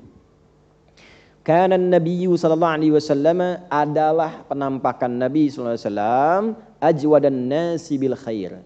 Beliau itu orang yang paling melimpah kebaikannya dari ujung kepala sampai ujung kaki. Jadi lihat wajah Nabi aja sudah bisa menyimpulkan ini orang terbaik. Antum kalau lihat orang dari wajahnya terus menyimpulkan ini orang baik, itu Nabi itu berlipat-lipat dari itu. Makanya banyak orang tuh yang keras jadi lembut, lihat Nabi aja jadi lembut tuh, Masya Allah. Yang jahat bisa jadi baik Pak, cuma lihat jadi baik. Ya. Nabi Yusuf kan diviralkan Nabi paling ganteng kan, yang pernah terlihat. Nah Nabi itu berkali-kali lipat dari itu cahayanya, berkali-kali lipat dari itu. Ya, Masya Allah.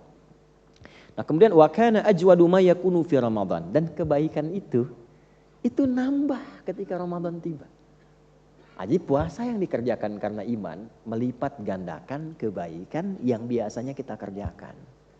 Itu cirinya. Ya, kita baca dulu ya. Hina yalqahu Jibril alaihi salam, dan khususnya saat Jibril datang menemui Nabi sallallahu alaihi wasallam, wa kana Jibril alaihi salam yalqahu kulla lailatin fi Ramadan hatta yansalikha ya'ridu alaihi an-nabiy sallallahu alaihi wasallam al-Qur'ana fa idza laqiyahu Jibril alaihi salam kana ajwada bil khairi min ar-rihil mursalah. Khususnya ketika Jibril datang untuk mengecek Qur'annya Nabi sallallahu alaihi wasallam, ya, dalam kesempatan malam dicek. Kemudian dibacakan oleh Nabi Quran. Setelah mendapat Quran itu, cahaya Quran hadir dalam diri Nabi, dipraktikkan dalam bentuk perilaku, dan jadilah orang paling baik, paling dermawan. Saat puasa bertambah kebaikannya. Amalan siang untuk menunjukkan dikerjakan puasa pakai iman. Satu, iman ini membimbing tubuh dari ujung kepala sampai kaki jadi baik. Jadi ketika melihat, karena imannya aktif, maka pandangannya dibimbing oleh iman. Ini cirinya nih. Enggak semua dilihat, Pak, Bu. Ya, jadi enggak semua hal dilihat, imannya langsung membimbing pandangannya. Kan Anda mengatakan saya mengerjakan puasa imanan, karena iman karena Allah. Maka Allah memerintahkan iman dalam hatinya, bimbing matanya untuk melihat. Dalilnya Quran surah 24 ayat 30 untuk laki-laki, 31 untuk perempuan. Qul lil mu'minina yaghuddu min absarihim. Ayat 31-nya, wa kullil mu'minati yaghuddna min absarihinna. Katakan pada pria-pria yang beriman, perempuan yang beriman, sekarang yang sedang puasa, kalau merasa puasa dengan imannya, maka nanti iman membimbing matanya. Dari mata dulu dibimbing. Jadi yang harus dilihat, ini nggak boleh dilihat. Jadi kebiasaan 11 bulan, saat melihat itu bisa nyaman, saat Ramadan tidak. Dilatih, sehingga 11 bulan berikutnya dipraktekkan. Ya, bukan Ramadan aja, habis itu hilang lagi misalnya kan. Nah, ini tanda tidak diterima puasa. Jadi dilatih. Oh, ini yang harus dilihat tuh ini. Ada gambar yang nggak baik, imannya langsung aktif, langsung dipalingkan. Jelas? Kelisan begitu. Mau bicara ditimbang dulu, imannya jalan. Ini nggak usah diucapin, ini nggak bagus. Tapi saya diprovokasi, katakan pada dirimu, engkau sedang puasa. Nggak usah dibalas. Tuh ya. Dibikin status nggak enak tentang kita, mau balas, jangan kata imannya. Kamu sedang puasa. Tulis saja gitu kan. Ya, semoga Allah berikan kebaikan, semoga puasa kita diterima. Itu aja. Jadi langsung dipandu sama imannya. Ya. Jadi nggak ada tambahan yang lain. Ini kan bulan puasa, nggak baik kayak gitu. Ente nggak puasa ya? Nah itu masih setengah iman. Ini masuk tuh. Sampai ke ujung kaki. Nah, ini puasa yang maksudnya dilakukan karena iman. Jadi kalau sudah begitu naik status. Dari sekedar so'im menjadi abdun min ibadillah. Hamba Allah yang lagi menunaikan perintah Allah. Maka disebutnya nanti ibad. Dapatlah rahmat Allah. Kan puasa bulan rahmat tuh. Begitu dapat rahmat di dunia namanya Rahman. Rahmat Allah di dunia namanya Rahman. Rahmat Allah di akhirat untuk orang beriman namanya Rahim. Maka disebutlah ibadur Rahman. Muncul ciri di surat Al-Furqan itu. Wa ibadur Rahmanil ladzina yamshuna 'alal ardi hauna wa idza khatabahumul jahiluna qalu salama. Kalau sudah jadi ibadah Rahman, dimanapun berpetualang di muka bumi, dia berpetualang dengan indah. Tawadu, senang, nyaman, orang-orang menerima dengan baik. Walaupun ada yang provokasi, qalu salama. Dia menjawab dengan nyaman-nyaman aja, baik-baik aja. Nah, kalau sudah seperti itu enak hidup karena dihijab kita dengan masalah orang. Jadi orang-orang yang mencela kita misalnya, misal dicela nih, terus kita maafkan, urusan kita dengan dia dihijab oleh Allah, selesai. Jadi kita nggak kepikiran. Tapi orang itu sebelum dia minta maaf kepada kita tetap terhitung salahnya sampai kiamat.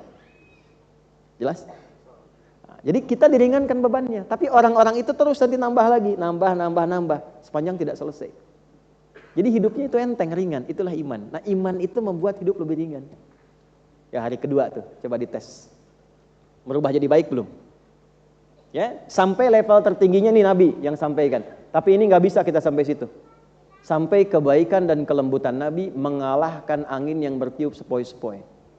Tuh di luar ada kipas angin tuh, sepoi-sepoi samping tiang, plek. Gitu. Nempel ke tembok, plek, ya kan?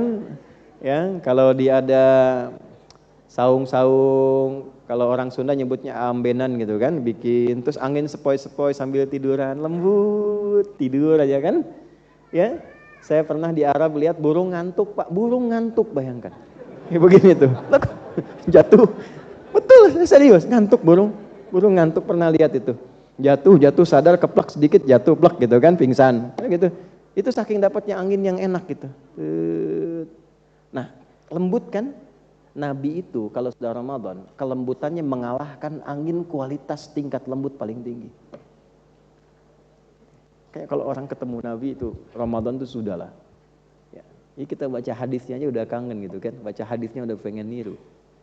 Nah kita nggak bisa sampai ke titik itu, tapi kita bisa merubah diri kita untuk beda dari sebelumnya. Beda. Sebelum Ramadan tuh masih kasar, ya Ramadan lembut lah. Sebelum Ramadan kata-katanya belum terukur, ya Ramadan kita tata lah. Karena siapa? Bukan karena istri, bukan karena suami, bukan karena anak. Karena Allah, saya punya Tuhan. Malu sama Allah. Jadi suami berubah itu bukan karena istrinya pengen berubah. Karena Allah, saya punya Allah, ini saya dihisab nih. Demikian untuk semuanya. Nah, ini satu. Nah, jadi ini pembuktian pertama, kalau puasa dikerjakan karena iman, maka yang keluar dari tubuh kita terjadi perubahan positif. Ya. Nah, kalau amal-amal yang lain itu otomatis. Apakah dengan harta sedekah meningkat? Yang standar meningkat juga sedekahnya. Karena Ramadan itu unik. Ya, kalau selain Ramadan, itu yang minta depan mata belum tentu dikasih. Ramadan itu dicatat, ini fakirnya berapa, miskinnya berapa, yang yatim ada berapa sekitaran tempat. Bisa dicatat. Itu masih tahap standar. Kalau sudah melampaui itu melampaui batas-batas standar. Dia bahkan mencari, bahkan di tempat-tempat yang kadang orang nggak sampai ke situ, nggak harus orang tahu dan sebagainya. Tapi perubahan. Mohon jangan ukur figur lain, figur kita pribadi saja masing-masing. Cara ngukurnya jangan compare Anda dengan Ustadz Fulan, dengan Ustadzah Fulanah, bukan. Diri kita aja dari sebelum puasa dengan hari ini. Ada perubahan nggak? Ya, standarnya kita aja dari ujung kepala sampai ujung kaki. Maka hari pertama, kalau saya sih suka memotivasi diri begini, setiap hari keluarkan latihan 1.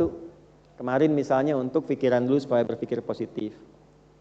Nanti kalau sudah tekad begitu pasti diuji. Pasti. Ya kalau nggak diuji nggak ketahuan perubahannya. Ya. Nanti hari kedua sekarang berlatih misalnya di pandangan mata, jaga. Latihan sampai merasakan kenikmatan memandang dengan iman. Besok pakai lisan, buat lisan. Terus sampai masa sebulan gak ada yang berubah di tubuh kita. Ya, jelas sampai sini? Alhamdulillah. Jadi ini bagian pertamanya. Nah inilah cara seperti ini bila dikaitkan dengan evaluasi pada diri kita namanya ihtisab. Melakukan ikhlas karena Allah untuk mengoreksi diri. Itulah ihtisab. Jadi imannya dikerjakan karena Allah, perubahan pada diri kita yang terjadi untuk dievaluasi namanya ihtisaban. Makanya man qoma ramadhana imanan puasa yang bagus itu, yang utama itu dikerjakan karena Allah bisa merubah diri kita menjadi lebih baik. Ya, ketika dihisab namanya muhasabah untuk diri kita. Di kiamatnya hisab. Usaha sungguh-sungguh untuk mengevaluasi diri, menghisab diri, itu ihtasaba, yahtasibu, sifatnya disebut ihtisab. Jadi ada hasiba yahsabu atau yahsibu, ada hasaba yuhasibu, ada ihtasaba yahtasibu. Hasiba yahsabu, hisab, itu menghitung dengan cepat, dengan akurat. Kita dihisab di hari kiamat akurat semuanya, A sampai Z. Muhasabah, ya, hasaba, yuhasibu, proses mengevaluasi, saling. Ya, tanya ke istri kekurangan saya apa, demikian istri ke suami, ke teman dan sebagainya, itu muhasabah. Atau lihat cermin sehingga tampak diri kita sendiri. Ihtisab, yahtasaba, yahtasibu, pakai alif dan ta menunjukkan kesungguhan, serius. Jadi kalau pengen puasa pakai iman ya serius, nggak bisa setengah-setengah. Pengen berubah lisannya jadi baik, serius perbaiki. Nanti setelah itu Allah kirimkan ujian. Tumben nih bahasanya berubah. Nah, itu ujiannya. Nah, balasnya gimana nanti itu? Akan selalu begitu. Kalau kita sudah komitmen pakai iman, pasti ada ujian. Gak mungkin gak ada ujian. Bapak Ibu tahu dari mana anaknya lulus dengan nilai yang bagus? Ujian kan? Berhasil belajar di sekolah, ujian kan? Kita juga nggak akan diketahui lulus dari pelajaran ini kalau belum ujian. Jadi kalau sekarang komitmen saya akan menerapkan ini, pasti ada ujian. Pulang ke rumah senyum, ya kan? Istri pulang pas ikut ngaji, suami qadarullah belum sempat, pulang ke rumah jadi sopan. Tumben kamu begini. Nah, ada ujian. Responnya gimana tuh? Nah, kalau jawabnya ketus berarti belum lulus materi ini. Makanya ngaji. Nah, kan? Nah, ini babnya tuh, babnya ini. Nggak mudah. Ya, sama, Ustadz juga sama. Ya, makanya jarang Ustadz ngajar bawa istrinya kan jarang tuh. Saya cerita karena hari ini sinyal gangguan, nggak live kan? Nggak ya, gangguan. Alhamdulillah, tapi direkam. Nanti insya Allah besok atau kapan nanti naik tayangan ini insya Allah. Jangan diedit yang ini ya, biar aja nanti lihat. Nggak apa-apa. Ya, alhamdulillah kan saling ingatkan, kan kita pertama mengamalkan. Kalau ingin baik pasti diuji, nggak mungkin nggak ada ujian. Jadi ketika Allah kirimkan ujian, itu ingin merubah kita jadi baik. Kalau ujiannya harta, berarti harta kita ingin ditata oleh Allah sehingga keluar yang baik-baiknya. Yang jeleknya hilang, yang baik muncul. Kalau ujian di rumah tangga, pasti ada masalah. Bohong kalau ada orang hidup berumah tangga nggak ada masalah tuh bohong. Kalau nggak pernah berantem tuh bohong. Hadis Nabi aja ada kok masalah. Nabi orang paling baik, paling takwa di muka bumi, dikirimkan masalah di rumah tangga. Anda bukan Nabi. Statusnya bukan yang terbaik dalam pandangan Allah. Kami nggak ada masalah, bohong. Pasti ada. Itu dikirimkan supaya sakinah muncul. Walaupun istri Anda namanya sakinah. Supaya muncul.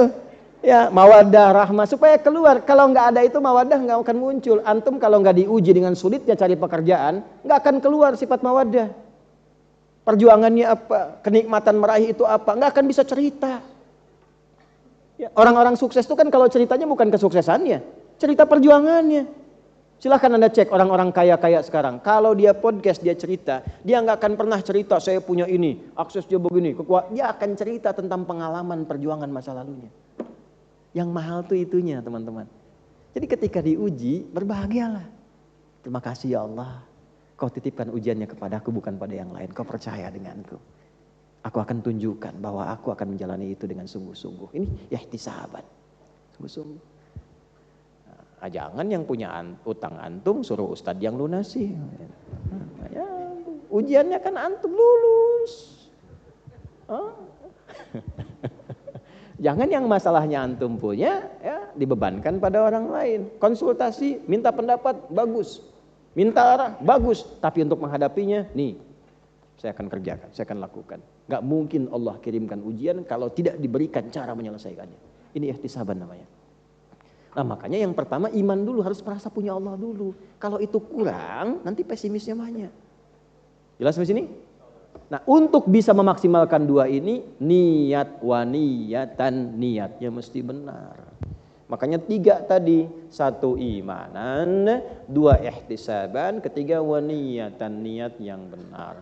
Jadi kalau standar mau besoknya puasa, kita bisa puasa siapkan, bisa niatnya dilafadzkan untuk menguatkan, ya. Nawaitu shauma ghadin an ada'i fardhi syahri ramadhan hadhihi sanati imanan wa ihtisaban lillahi ta'ala. Mau di hati dikuatkan, jazamkan, boleh tanamkan pada hati kita.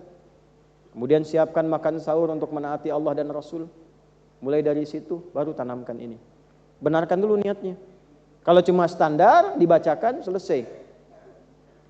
Niat yang benar itu ini Bapak Ibu, 1 at-takhalli namanya. Takhalli. Ini ulama banyak membahas ini.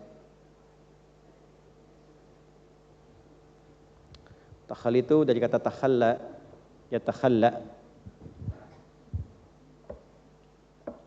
Sudah?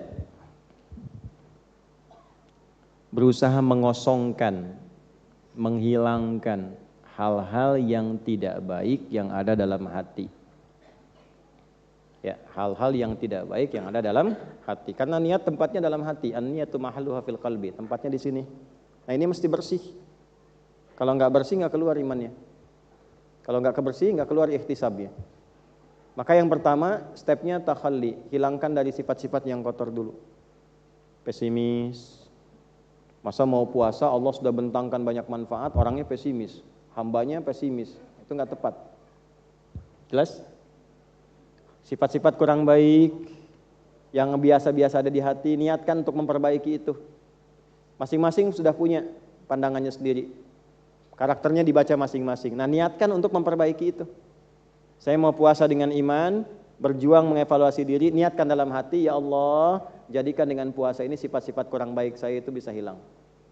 Ya saya ajarkan doa ya, saya ijazahkan doa ini nih. Boleh Anda ikuti, ini kan direkam juga, nanti kalau lupa bisa diputar rekamannya kembali. Ya enggak perlu semua naik handphone, nggak apa-apa ya. Atau nggak apa-apa untuk yang bab ini boleh handphonenya naik, tapi setelah ini turun lagi. Ya. Allahumma ati anfusana taqwaha wa zakkiha anta khairu man zakkaha anta waliyuha wa maulaha. Itu ya. Ini diantara doa khatmul Quran. Itu masuk doa ini karena orang yang Qurannya bagus pasti hatinya bersih. Ya, ahli Quran itu diukur bukan berapa banyak hafalannya, bukan karena hafal ini itu dengan halaman ini, bukan. Petunjuknya hatinya bersih. Tsumma awrathnal kitaba alladziina istafaina min ibadina faminhum zalimun li nafsi wa minhum muqtasid wa minhum sabiqun bil khairati biiznillah. Dzalika huwal fadlul kabir. Itu yang di surat Fatir ayat 32. Ahli Quran itu cirinya bersih hatinya, gemar berbuat baik karena diberi keutamaan oleh Allah, bukan karena hafal Qurannya, tapi Quran merubah dia menjadi pribadi yang baik. Maka di antara doa khatmul Quran itu salah satunya Allahumma ati anfusana taqwaha wa zakkiha anta khairu man zakkaha anta waliyuha wa maulaha. Ya Allah, anugerahkan kepada diriku anugerah kebersihan hati. dengan meningkatkan sifat takwa di dalamnya. Dan mohon sucikan hatiku karena engkaulah pemiliknya. Engkau penguasanya dan engkau penggeraknya. Nah, ini salah satu doa yang saat kita memulai menunaikan puasa, di sela-sela kita menunaikan sholat, setelah selesai doa, baca doa itu. Alhamdulillah. Ya, kalau malam kan ada lagi dari Nabi ke Sayyidah Aisyah ditalkinkan. Ya, Allahumma innaka afuwun karim, tuhibbul afwa fa'fu anna. Ada yang riwayat enggak pakai karim, Allahumma innaka afuwun tuhibbul afwa fa'fu anna. Saya gunakan dhamirna itu untuk semua. Jadi kalau saya suka menyertakan begini, kalau disebutkan na, siapa yang dimasukkan ke situ? Kalau i sendiri, Allahumma ati nafsi taqwaha untuk diri pribadi, maka kenali yang kurang baiknya apa. Maksudnya begini, ya Allah, mohon anugerahkan padaku kebersihan hati dengan meningkatkan takwa. Bayangkan sifat yang jeleknya apa pada diri kita masing-masing. Nanti minta dibersihkan sama Allah itu. Nah, kalau disertakan Allahumma ati anfusana, sertakan istri, sertakan sifat yang kurang baik di suami, di anak-anak bagaimana supaya Allah rubah. Nah, cara merubah itu memperbaiki diri kita sendiri. Ya, kalau anak-anak pengen baik gampang, orang tuanya jadi baik dulu. Gampang itu. Jadi baik orang tua, anak ikut baik. Insya Allah. Ya, insya Allah rumusnya begitu. Ya, anak-anak dirawat oleh Allah di surat Kahf itu kan, ketika kemudian diberikan kebaikan, kalimat Qur'annya apa? Wa kana abuhuma salihah. Orang tuanya orang baik. Jadi ketika orang tua jadi baik, anak ikut baik. Jadi kalau anak jadi kurang baik, jangan marah dulu ya. Coba apa yang dikerjakan yang kurang baik sebelumnya sehingga anak bersikap begitu. Paham ya? Insya Allah. Nah, itu niat. Jadi tahalli. Yang kedua tahalli, menghiasi. Ya, menghiasi keadaan hati itu dengan meningkatkan amal soleh. Jadi untuk menghilangkan yang salah, kenapa tadi saya tulis itu? Ya, kalau salah pengen hilang, solehnya mesti naik. Walaupun nama Anda Pak Soleh, tuh kan? Salahnya pengen hilang, solehnya tingkatkan. Makanya tadi minta kepada Allah bukan hanya dibersihkan, tapi ditingkatkan takwa. Takwa itu temennya amal soleh. Makanya kalau iman ketemu amal soleh, pasti ujungnya takwa. Takwa dibuka, pasti ketemu iman amal soleh. Contoh. Takwa pertama di Al-Baqarah ayat 2. Dzalikal kitabul la hudal lil. Siapa orang takwa di sini? Ayat 3-nya. Alladzina yu'minuna bil iman wa yuqimunas amal soleh. Puasa, ya ayyuhalladzina iman kutiba alaikumus amal soleh kama kutiba alal ladzina min qablikum la'allakum taqwa. Itu rumus. Kalau dibikin persamaan, takwa sama dengan iman plus amal soleh. Ya, demikian. Jadi kita bisa menggunakan tahalli, hilangkan dari sifat-sifat yang kotor, berdoa dulu, evaluasi diri kita, terus tahalli, hiasi dengan amal saleh. Mulai sekarang berlatih. Nah, karena itu dari awal sebelum puasa, saya sering kali menekankan, bikin kurikulum Ramadan. Nih Bapak Ibu nih siang ini mau ngapain? Hari ini baca berapa juz nih Quran? Ayo hari ini. Berapa halaman? Kalau nggak punya program nanti susah. Ya. Yang ahli-ahli Quran itu minimal tuh ya, setiap sholat itu pasang 1 juz misalnya. Ya, subuh, zuhur, asar, maghrib, isya. 5 juz per hari itu. Yang sudah biasa ya, yang sudah biasa, yang bacanya sudah bagus, sudah enak.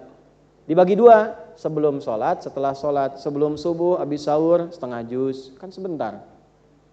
Setelah subuh, setengah lagi. Zuhur, 1 juz lagi. Kalau kemarin mulai Sabtu, itu setiap 6 hari langsung khatam. Ketemu Jumat sudah khatam, tinggal doa khatmul Quran. Kan Sabtu 5 juz, Ahad 5 juz, Senin 5 juz, Selasa 5 juz, Rabu 5 juz, Kamis 5 juz, 5 kali 6, 30 juz. Jumatnya tinggal baca Al-Kahf, malamnya Yasin, Al-Kahf, Al-Mulk, kemudian doa. Enak begitu. Ya?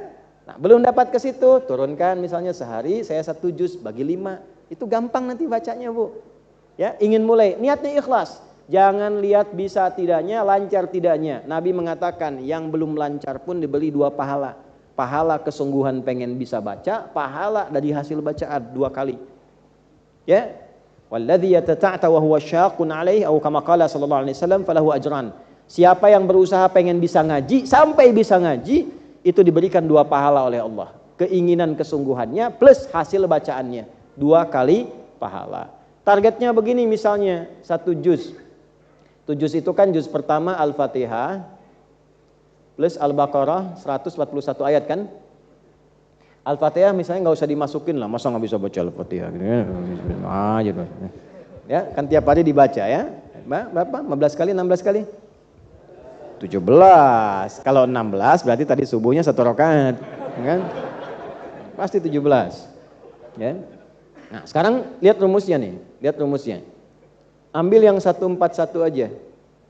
Ini kan 1 juz itu 141. 10 lembar 20 halaman kan? Kalau mau pakai per ayat gini, 141 bagi 5 waktu sholat. Berapa? 28 lah cepet ya kurang lebih. Benar nggak? Benar nggak? Iya kan? Kurang lebih 28 kan? Plus 1. Ya, ini 28, ini 28, ini 28 sampai Isya. Bagi 2 berapa? 14. Sebelum subuh ibu ngaji 14 ayat. Gak usah banyak-banyak. Cuman bacanya yang benar. Yang tertib. Setelah subuh 14 ayat. Sebelum zuhur 14, setelah zuhur 14 sampai Isya 1 juz selesai. Alhamdulillah. Itu sehari 1 juz, enggak kerasa. Bacanya cuma 14. 14 ayat itu kan berapa menit sih? Paling 10 menit. Ya kan? Bisa kurang dari itu. Karena 14 itu 1 halaman kurang, 1 halaman kan 15 ayat. Ya kan? Kalau kita mau bagi begitu. Jelas? Astagfirullah. Semoga Allah ampuni. Saya mohon maaf kalau ada yang kurang tepat disampaikan ya. Jelas? Nah, ini yang kedua. Jadi tahalli langsung praktek. Diuji, hilangkan keburukan-keburukan, niatkan. Setelah itu tahalli, cari amal soleh. Salah satunya apa? Tadi Quran disebutkan di hadis. Nabi biasa talaqi Quran setiap datang Ramadan. Jelas sampai sini? Kira-kira Nabi bisa nggak hatam berkali-kali? Saya kan Nabi ya. Kenapa Nabi cuma sekali hatam? Terus di waktu tahun meninggalnya 2 kali hatam. Supaya jadi standar minimal untuk kita mau ngaji Quran. Sebab kalau Nabi nanti hatam 100 kali jadi sunnah. Siapa yang mampu? Ya kan? Makanya diberikan ukuran standar. Masa selama Ramadan gak bisa hatam sekali saja? Atau minimal bisa interaksi dengan Al-Qur'an. Nah, jelas sampai sini? Oke, jadi amalan pertamanya apa? Quran. Kalau sholat sudah standar. Jelas itu yang amal saleh. Jadi saya cukupkan dulu sampai di sini, Bapak Ibu sekalian. Untuk yang ini, sebagai penutupnya 1 hadis lagi. Yang kedua, ini perintah. Perintahnya kosongkan hati dari sifat-sifat yang kurang baik, kemudian buat kurikulum amal saat siang. Yang paling bisa dikerjakan ada 2, amalan fisik, meningkatkan sholat, cari sholat-sholat siang ya Bu, Pak. Ya, 2 rakaat sebelum subuh, sholat syuruk, 2 rakaat yang duha, ada yang 4 rakaat duha, silahkan. Sepanjang belum duhur masih ada kesempatan untuk duhanya. Kemudian nanti 2 rakaat sebelum duhur, ya bisa 4. 2 rakaat setelahnya, asar sebelumnya ada mutlak 4 rakaat, hadisnya dari Ibnu Umar, kalau mau dikerjakan boleh. Rahimallahu mura'an shalla qabla al-asri arba'an. Allah menyayangi, memberikan tambahan rahmat orang yang sholat sunnah 4 rakaat sebelum asar. Maghrib 2 rakaat setelah maghrib. Kalau sunnah yang sebelumnya itu kalau betul-betul belum ada orang nunggu, karena maghrib itu mepet. Makanya di Timur Tengah apalagi fikih Maliki itu begitu adzan langsung qomat. Karena jaraknya itu begitu tipis, ke isyanya pendek. Oleh karena itu yang ba'diyah yang didahulukan. Sebelum Isya, setelah Isya. Itu untuk yang malam. Nah yang siang keluarin menunya, dituliskan. Gak apa-apa, tulis aja Bu, Pak. Minta anaknya, cucunya tolong printkan sholat-sholat sunnah yang siang. Minimal tolong kerjakan seumur hidup pernah mengerjakan itu. Supaya nanti saat dihisab, dibaca kitab, kita tertulis pernah mengerjakan itu. Ya, kan di hari kiamat suruh baca kitabnya. Minimal sekali pernah sholat duha seumur hidup. Ya, minimal sekali pernah sholat syuruk. Minimal pernah dalam sehari, alhamdulillah lengkap rawatibnya, gak ada yang hilang. Ya, coba usahakan itu. Ya, minimal insya Allah di buku hisab kita pernah mengerjakan amalan-amalan ini, latihan. Kemudian di luar yang sholat, Al-Quran. Sudah? Baik, targetnya berapa setiap hari? Diurai. Kalau ingin mudah bagi waktu sholat. Kemudian per halaman bisa. Baginya gini Bu, Pak, standarnya kan 10 lembar. 10 lembar tuh bolak-balik, 1 lembar tuh gini, bolak-balik. Ya. Nah, satu bagiannya disebutnya halaman. Jadi 1 juz itu 20 halaman, 10 lembar. 1 halaman 15 ayat. 1 halaman berapa ayat? 15 ayat. Jadi kalau Bapak Ibu ingin bagi, misalnya dibagi waktu sholat, ini kan ada 5. 10 bagi 5, 2. Setiap 1 waktu sholat 2 lembar. Bagi sebelum sholat 1 lembar, setelah sholat 1 lembar. 30 ayat. 30 ayat, 30 ayat. Maka malam selesai 1 juz, 1 juz. Jadi kalau misalnya 1 menitnya 1 ayat, walaupun agak kebanyakan ya, alif lam mim kan gak mungkin semenit tuh. Ya, maka kurang lebih 20 menit untuk ya 1 bagian ini. 2 lembar, 2 lembar, 2 lembar, insya Allah kalau begitu caranya ringan. Tapi kalau ibu ngambil 1 waktu aja, ngajinya habis taraweh, kumpul bareng-bareng ngaji, nggak apa-apa. Cuma nanti bebannya makin banyak.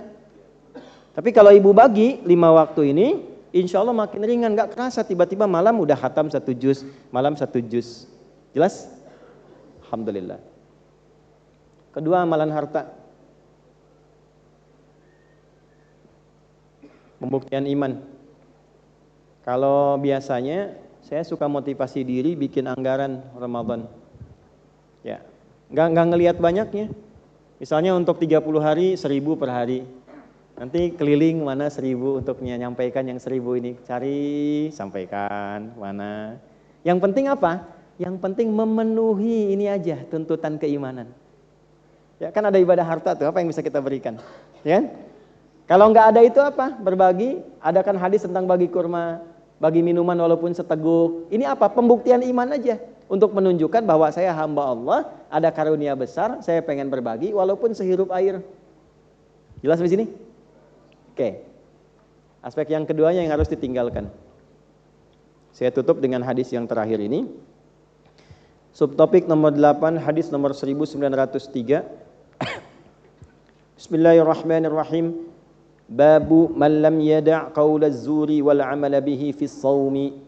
Qala al-Imam al-Bukhari rahimahullahu ta'ala, haddatsana Adam ibnu Abi Iyas, haddatsana ibnu Abi Dhib, haddatsana Sa'id al-Maqbari an abihi an Abi Hurairah radhiyallahu ta'ala anhu qala qala Rasulullah sallallahu alaihi wasallam, man lam yada' qaula az-zuri wal 'amala bihi falaysa lillahi hajatun fi an yada'a ta'amahu wa syarabahu.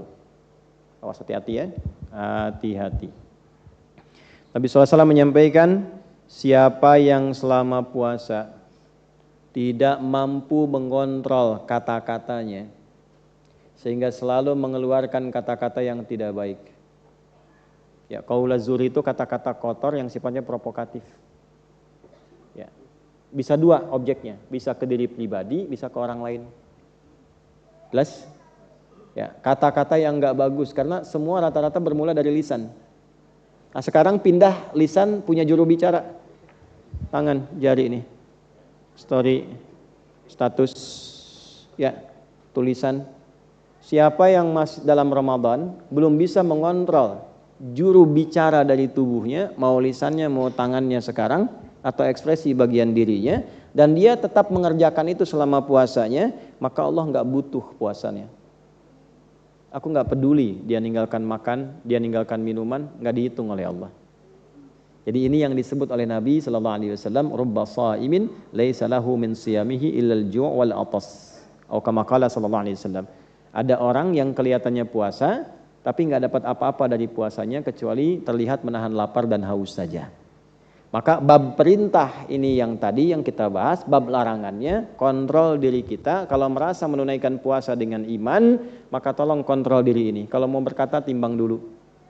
Kalau mau berekspresi, lihat dulu.